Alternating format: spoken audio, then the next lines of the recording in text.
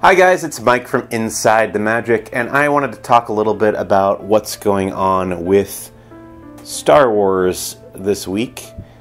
Well, yesterday we got kind of a surprise announcement from Lucasfilm president Kathleen Kennedy and from directors Chris Miller and Phil Lord, who are making or were making the new Han Solo spin-off movie. Basically saying that because of creative differences, Lord and Miller are leaving the project and a new director will be stepping up to replace them. I was troubled by this when I heard the news yesterday because I was really excited for that movie to see what they were going to deliver, and I just kind of want to get my thoughts across, and hopefully you guys will have some good responses in the comments. But as you can tell, I'm a fan of Lord and Miller's. I liked their movie, the Lego Movie, quite a bit. The 21 Jump Street movies are very funny. I like their TV series that they produced, Last Man on Earth with Will Forte. I think that's really good.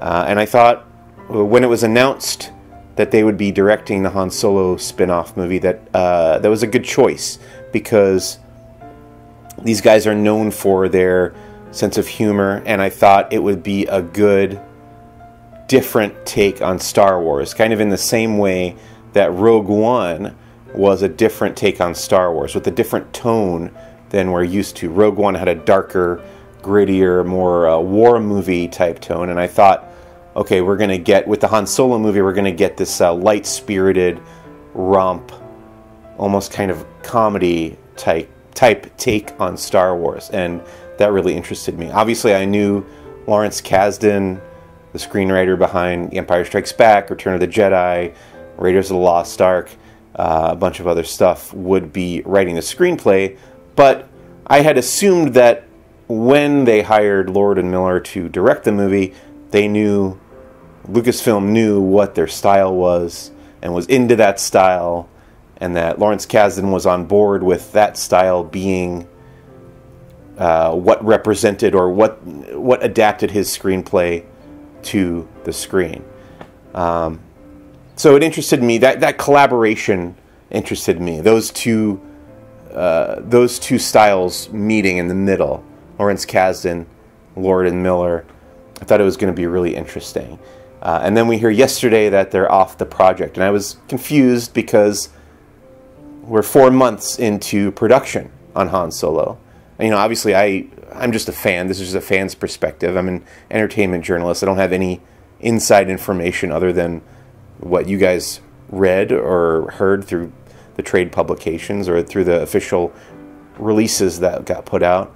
But it's interesting to me that whatever problems they were having or whatever disagreements that there were, that it took 4 months for it to kind of come to a head. I don't know if Lucasfilm suddenly saw a bunch of footage and decided that they weren't happy with the tone that the movie had, or if they wanted Lord and Miller to make changes and they refused and they said, you know, this is just a guess. Maybe they said, you know, we're not going to make these changes. If you want us to make these changes, we're going to leave the movie. Or you know, then it came out that they didn't leave the movie voluntarily, that they kind of got fired from the movie. So who knows? I doubt we'll ever get the full behind the scenes story of what happened, because Lucasfilm has been, since it's been acquired by Disney at least, it's been kind of notoriously secretive about what's going on behind the scenes. We know that Tony Gilroy took over directing Rogue One for the reshoots last summer,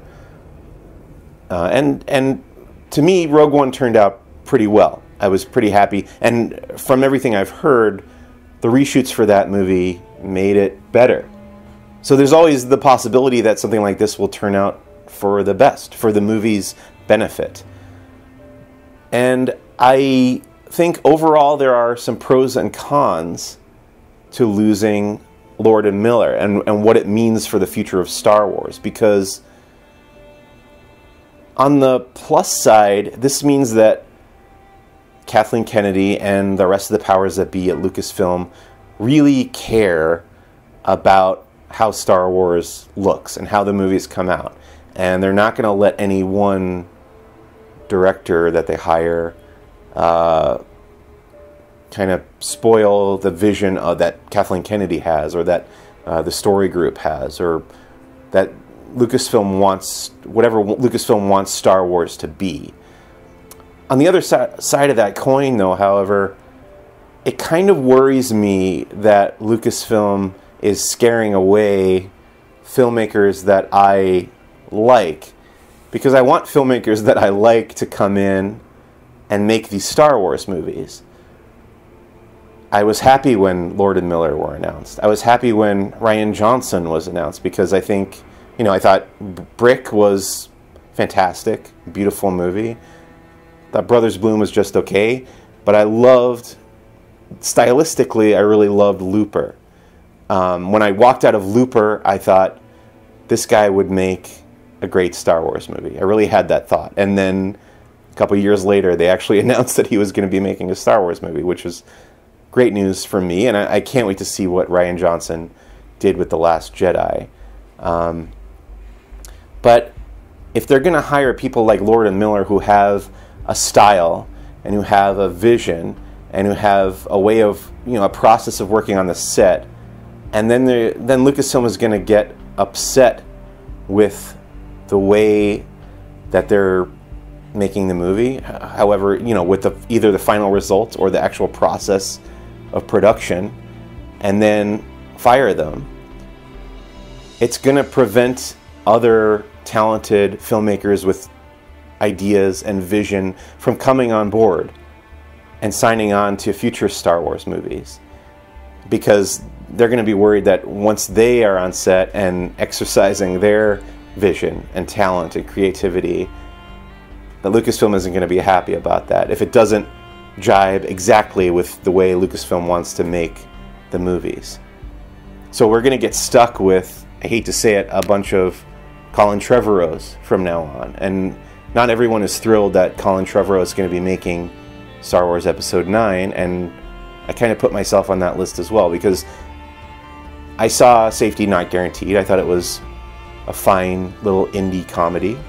And when he got hired to make Jurassic World, I thought, okay, this is interesting. A guy with basically one feature under his belt brought on to make this huge budget, high-profile blockbuster movie. And I didn't end up liking Jurassic World, but it made a ton of money. And that, I guess that gave him a lot of cred in Hollywood. And when they announced that Colin Trevorrow would be making what, as far as we know, will be the final movie in the Skywalker saga of Star Wars so far, I was a little disappointed, because I kind of want somebody who has that vision, that identifiable, visceral talent.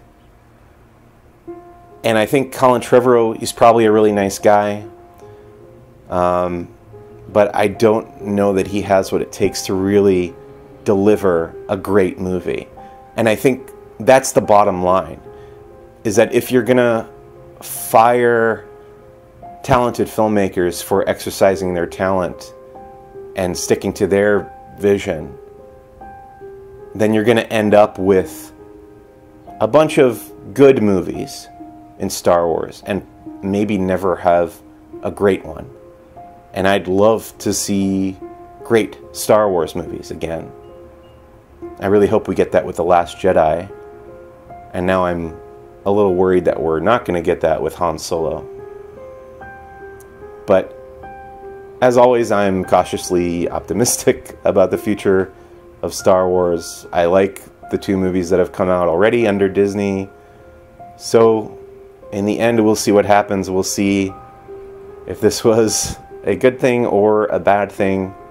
I'm personally a little disappointed with what's going down, and I hope that we get some good news soon. We'll find out who the replacement director is, and hopefully it's somebody good. People are saying Ron Howard, another guy who to me doesn't really have a definitive personal style.